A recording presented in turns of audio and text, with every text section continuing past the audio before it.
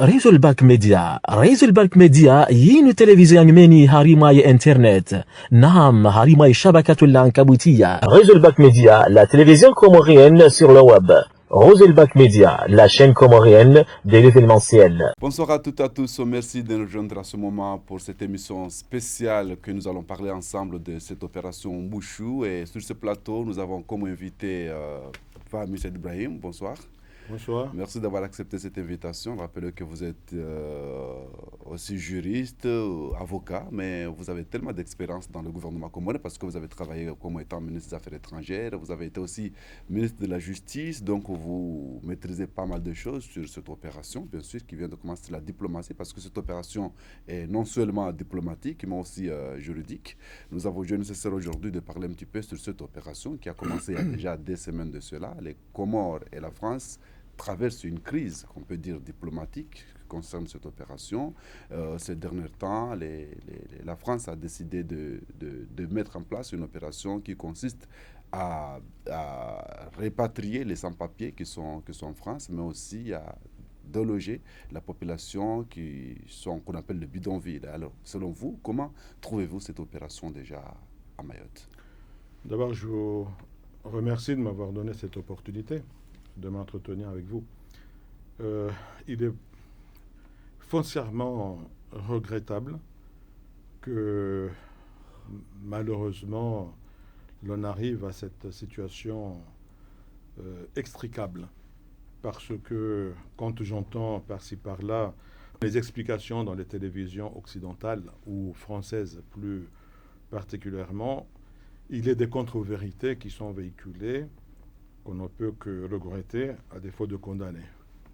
Ou alors on ne peut que condamner. Mais je regrette aussi des propos tenus par un élu mahorais, M. Mdéré, qui a appelé au meurtre, à l'assassinat. C'est des propos indignes pour un élu d'une république qui se dit démocratique. C'est indigne pour un enfant de l'archipel des Comores. En arriver là, cela dénote la décomposition de la société politique mahoraise. Jusqu'à présent, à ma connaissance, il n'y a pas eu de poursuite engagée contre cet élu, alors que c'est pleinement justifié. On ne peut pas accepter que l'on appelle au meurtre, surtout dans une télévision publique et venant d'un élu. J'ai écouté aussi une femme journaliste qui a parlé dans une télévision très écoutée qui s'appelle CNews, des propos dénigrants, insultants, qui ont été tenus à l'endroit de l'État comorien et de son peuple. Quand on entend un journaliste dire, quel que soit le motif d'ailleurs, se tenir que ces pays, il faut les menacer au mieux ou leur donner, les acheter. Ce sont des propos vexants qui nous touchent au fond de nous-mêmes en tant que Comoriens, parce que je ne pense pas qu'il est aujourd'hui autorisé ou admis que des propos d'un autre temps soient tenus au XXIe siècle à propos d'un État souverain comme l'État comorien. Je me demande l'opportunité d'une telle action aux Comores aujourd'hui, dans l'océan Indien, mais j'ai l'impression que les intellectuels français, pas tous, puisque je voudrais remercier ceux qui défendent l'archipel des Comores, l'unicité de notre État, et surtout les élus, notamment Lecoq, le dernier à être intervenu, le député des Bouches-du-Rhône, qui ont avec beaucoup de courage et de conviction défendu les Comores. Quand on entend les propos de certains intellectuels français, ils se demandent pourquoi l'Afrique aujourd'hui, la France en Afrique aujourd'hui est mal aimée. Des histoires très compliquées, une relation très compliquée entre elle et l'Afrique du Nord. Nous voyons qu'aujourd'hui, dans un pays comme le Maroc, qui est historiquement lié à la France est dépassée dans ses échanges commerciaux avec le Maroc.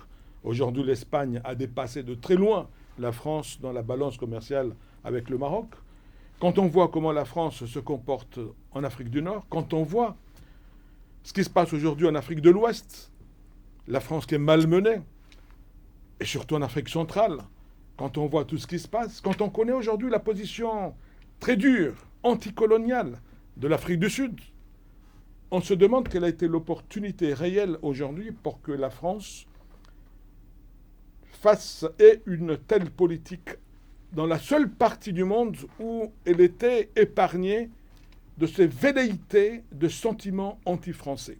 Quel est l'intérêt pour que la France éveille aujourd'hui, au-delà des Comores, parce que c'est pas vrai, oui. Le problème mahorais n'est plus comorien uniquement, il est africain. Nous sommes en Afrique de l'Est, il y a des Malgaches qui sont concernés, il y a des Africains de l'Ouest de l'Est, qui sont aussi chassés de Mayotte. Quel est l'intérêt de la France à mener aujourd'hui en Afrique de l'Est?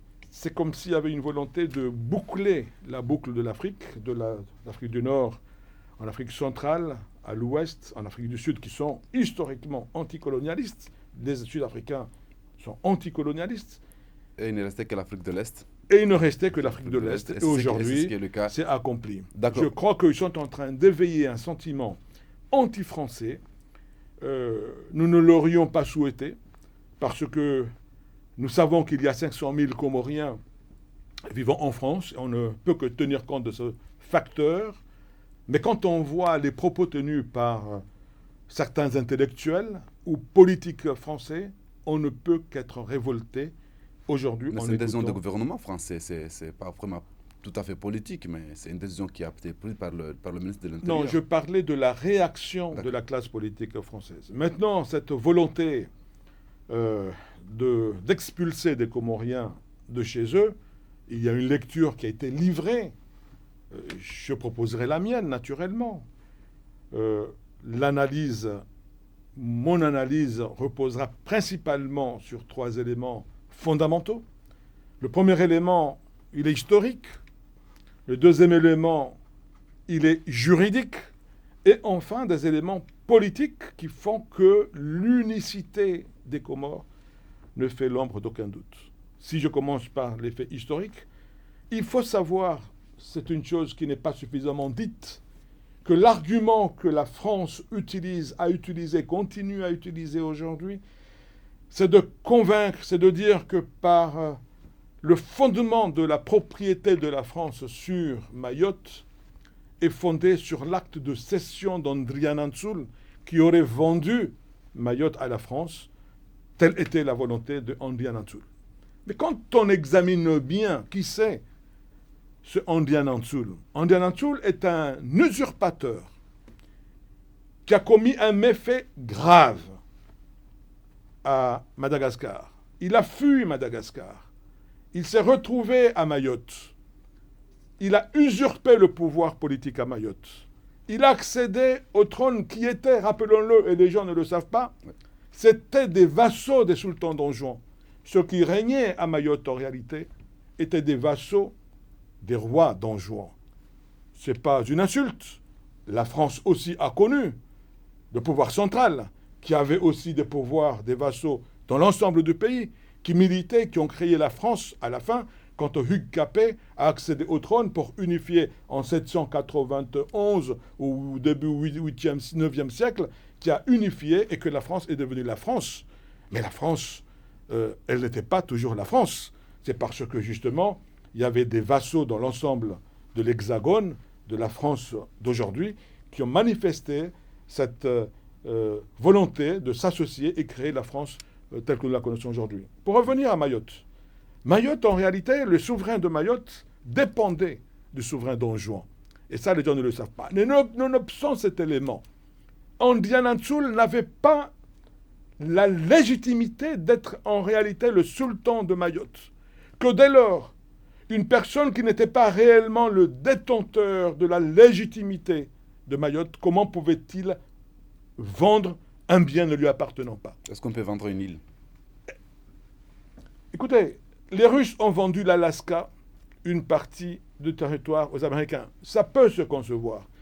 Mais faudrait-il encore en être possesseur? La possession d'un bien implique deux choses. La maîtrise physique et la possibilité de se comporter comme propriétaire, donc l'animus et le corpus. Or, dans le cas d'espèce, la France s'est fait rouler, elle a acheté un bien n'appartenant pas au vendeur.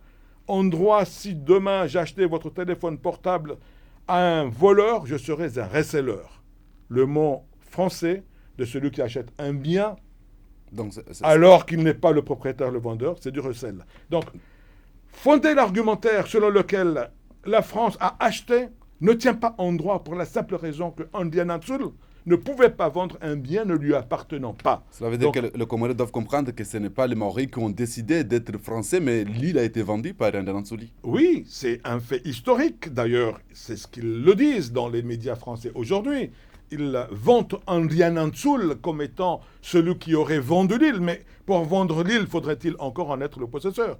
Or, Ndiaye Nsoul n'a jamais été un vrai sultan de Mayotte. C'est un usurpateur, donc il a vendu un bien ne lui appartenant pas. Donc la France a acheté un bien ne lui appartenant pas, ce qui peut s'apparenter à du recel. Parce que quand on achète un bien à une personne qui n'est pas le propriétaire, ça s'appelle du recel, tout simplement.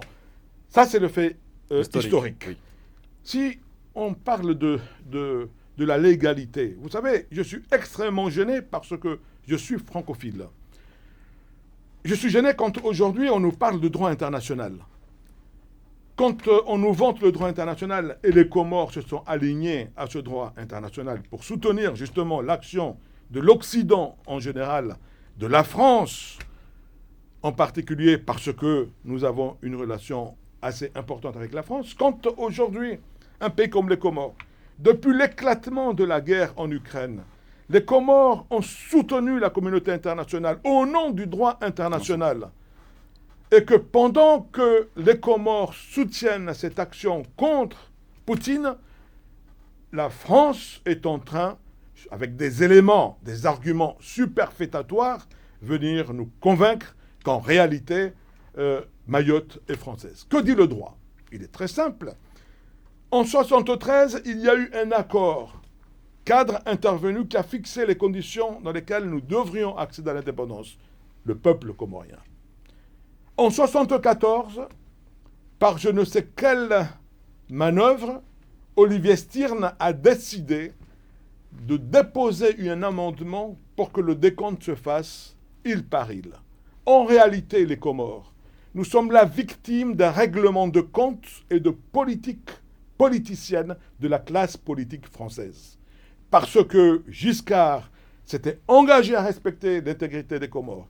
Mais comme la droite et l'extrême droite ont voulu, en réalité, déstabiliser Chirac, Giscard, ils ont inséré cet amendement pour le déstabiliser et faire en sorte, parce qu'ils savaient que Alain Poher, président du Sénat, et ceux qui étaient, et Chaban-Delmas, venaient de perdre les élections. La droite gaulliste venait de perdre les élections à cause de Giscard, qui était centriste, qui aurait bénéficié des marchandages de l'électorat d'Anjouan. Donc pour se venger, parce qu'ils n'ont pas bénéficié de cet électorat, il y a eu ce problème qui est né artificiellement de par le problème franco-français qui ne concerne pas les Comoriens. Je voudrais rappeler aussi aux historiens de fouiller, ils trouveront qu'en réalité, avant l'organisation du référendum de 1976, qui serait organisé pour confirmer la volonté des Mahorais, quel est l'intérêt d'organiser un référendum pour confirmer la volonté des Mahorais, alors que selon eux, ils avaient déjà obtenu un résultat probant en 1974. Ça ne tient pas. Pire, il y a eu des déplacements de population forcés en 1975 dans la seule perspective d'être certain que le oui l'emportera en 1976. Voilà ce qui s'est fait. Et je demande aux historiens d'aller fouiller, regarder, demander. Ils verront qu'il y a des Comoriens d'origine des autres îles qui ont été expulsés, déportés en 1975, fin 1975, début 1976, vers les autres îles et principalement à Anjouan. C'est un élément historique qui doit être versé pour que l'on puisse aujourd'hui examiner sereinement ces défunts historiques pour voir comment, dans quelles conditions ça s'est passé. En 1994, Balladur candidat à l'élection présidentielle, il a institué le visa Balladur pour faire plaisir aux Mahorais. Encore une fois, c'est à la solde de la politique politicienne des intérêts franco-français que la France, son Premier ministre, ont institué le visa Balladur. En 2002-2003, Sarkozy, idem, dans la volonté de cette politique intérieure, ils ont fait un congrès à Versailles en 2003 pour, en réalité, faire en sorte que Mayotte puisse être inscrite dans la Constitution française. Ce fut fait à Versailles en 2003. C'est à partir de 2003 que le référendum a pu être organisé de départementalisation en 2008, ainsi que la rentrée effective en 2011 dans le giron français. Mais, rappelons la résolution des Nations Unies, qui en 1976 a condamné le référendum de Mayotte et a déclaré, je cite les mots, de nul et non avenu tout référendum qui pourrait être ultérieurement organisé dans l'archipel des Comores et plus particulièrement à Mayotte. Ce sont les Nations Unies qui ont déclaré nul tout référendum pouvant être organisé à Mayotte. Alors, peut-on accepter qu'il y ait une lecture à géométrie variable du droit international, où les résolutions des Nations Unies sont appliquées ou ne le sont pas, où nous acceptons que la règle, pas celle du plus fort, mais la règle du droit international, ou alors on n'applique pas, on est dans la jungle. Mais qu'on se le dise, parce que les Comores ont soutenu la violation, enfin, ont soutenu l'Occident contre la violation par la Russie de l'intangibilité des frontières de l'Ukraine.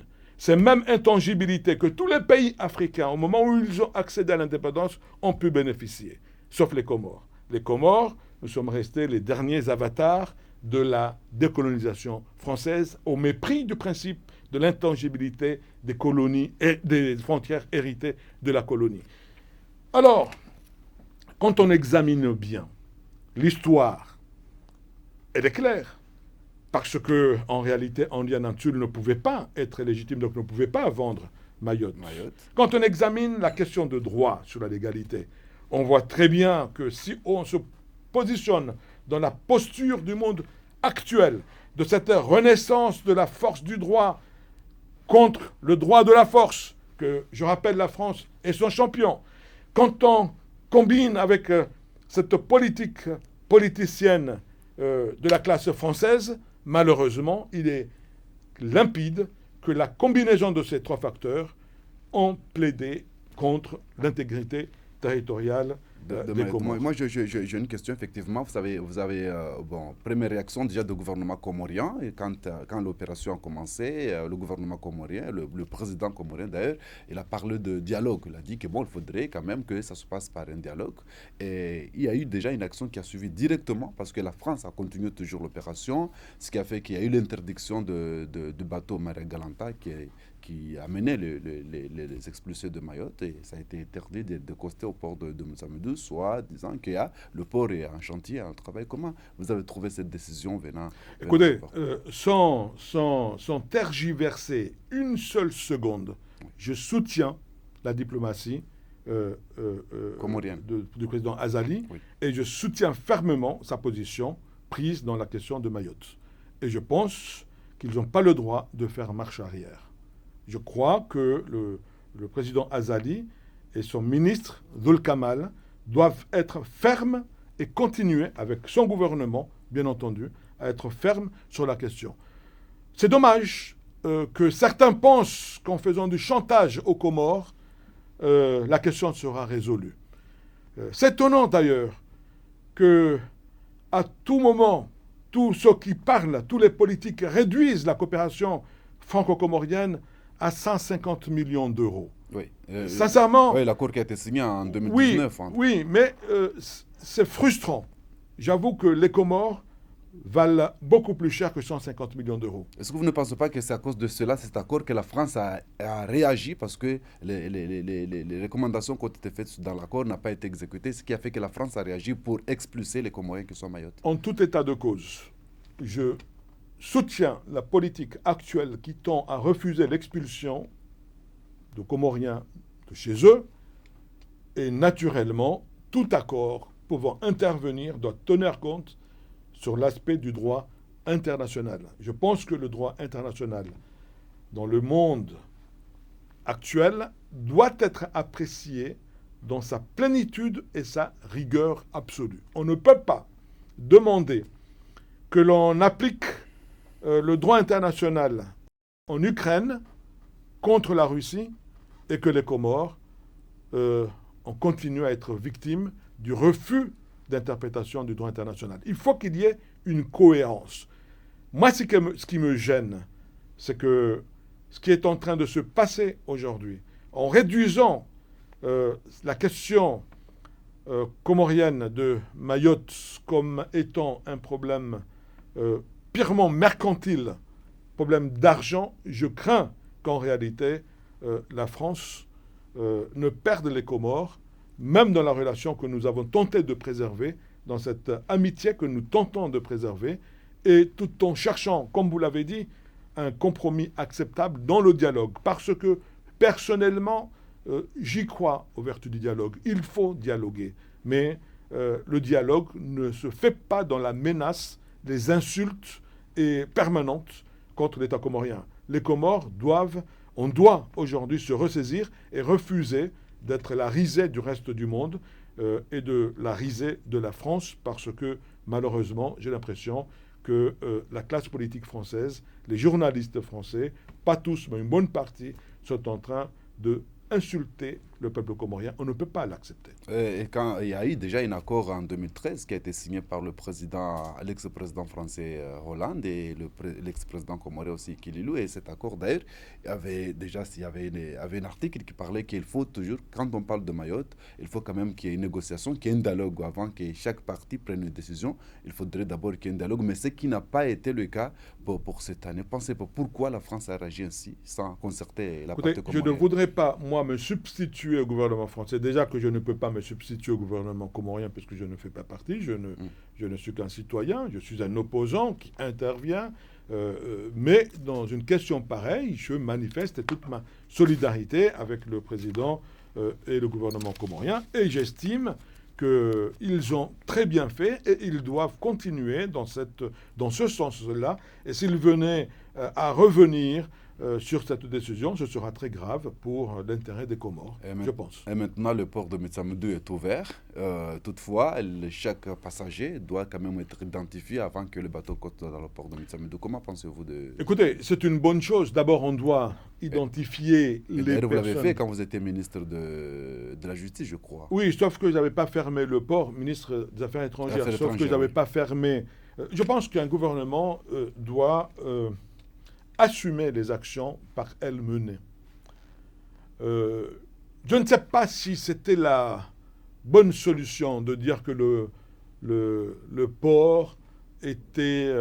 il y avait des travaux. Je ne suis pas certain que ça a été la meilleure des formules. Il eût fallu, à mon avis, dire tout simplement que nous refusons d'accueillir des Comoriens venant de Mayotte. Autrement, nous violons le droit international et la constitution comorienne. Je pense que la France, elle est présente parce que elle le veut, elle le fait de force.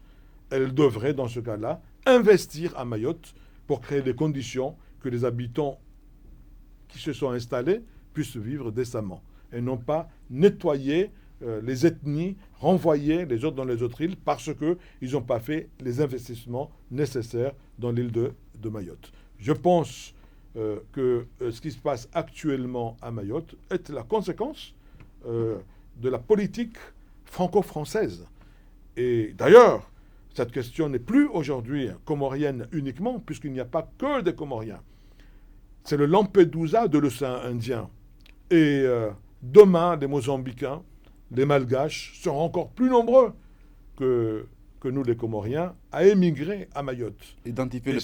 Ça sera inévitable. Identifier le passager avant qu'il soit au port de Metsamedou, est-ce que c'est la solution? Est-ce que c'est la bonne solution maintenant? Écoutez, moi je pense que le gouvernement comorien a raison de vouloir s'assurer que ce ne sont pas des Rwandais, des Mozambicains, des Malgaches qui sont expulsés vers les Comores. On ne peut pas non plus aux Comores accueillir des personnes refoulées sans que l'on prenne à minima la précaution de savoir que ces gens-là sont réellement comoriens. Comment identifier alors que la majorité d'entre eux n'ont même pas de nationalité, c'est-à-dire n'ont pas de carte de nationalité? Écoutez, mais dans ce cas-là, qu'ils les gardent à Mayotte, dans ce cas-là.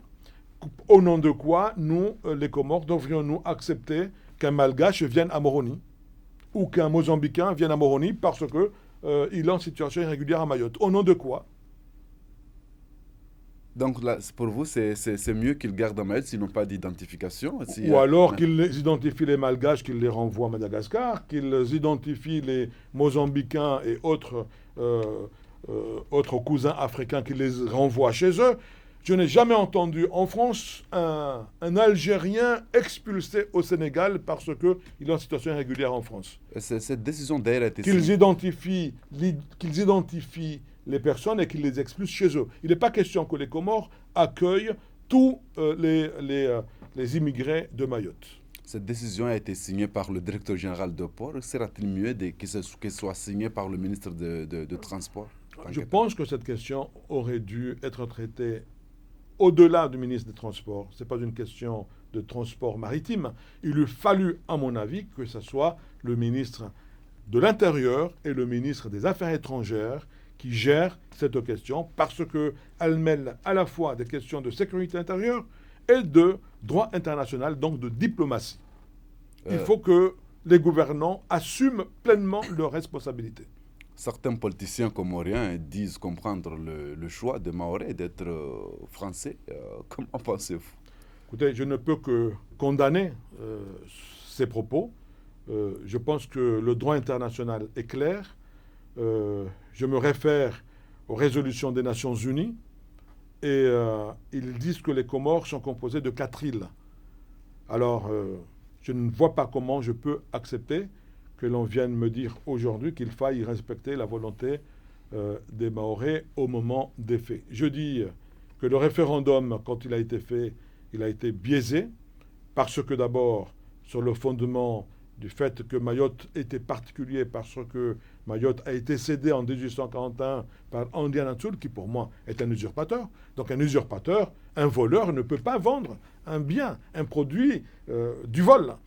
Et quand on vient nous dire qu'il y a un référendum en 1976, ce référendum est heurté sur 2 choses, 2 éléments, de fait et de droit. De fait, parce qu'ils ont organisé la déportation vers les autres îles de tous ceux qui avaient des origines des îles dont ils soupçonnaient qu'ils pouvaient dire oui à l'indépendance. Donc il y a eu cette déportation. Cet élément de fait crée un bémol sur la sincérité de ce référendum.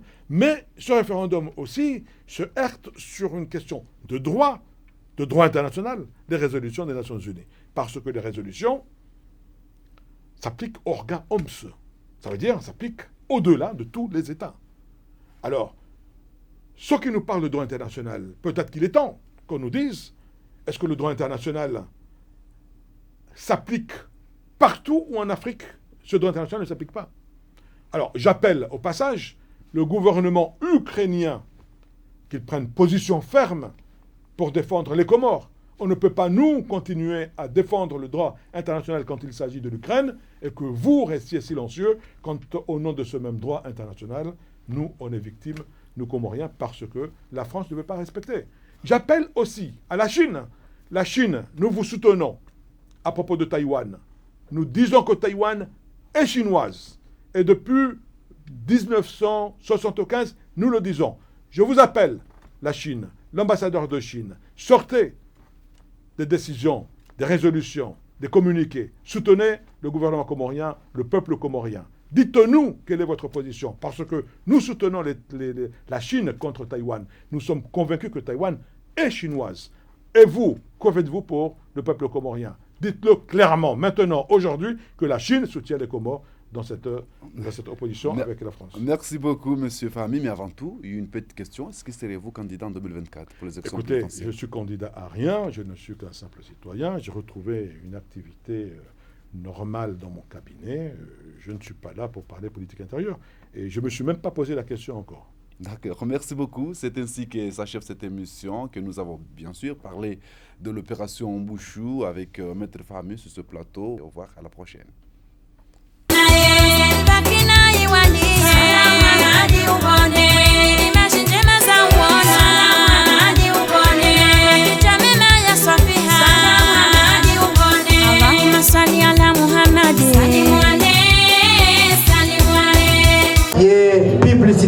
ya Roselbach.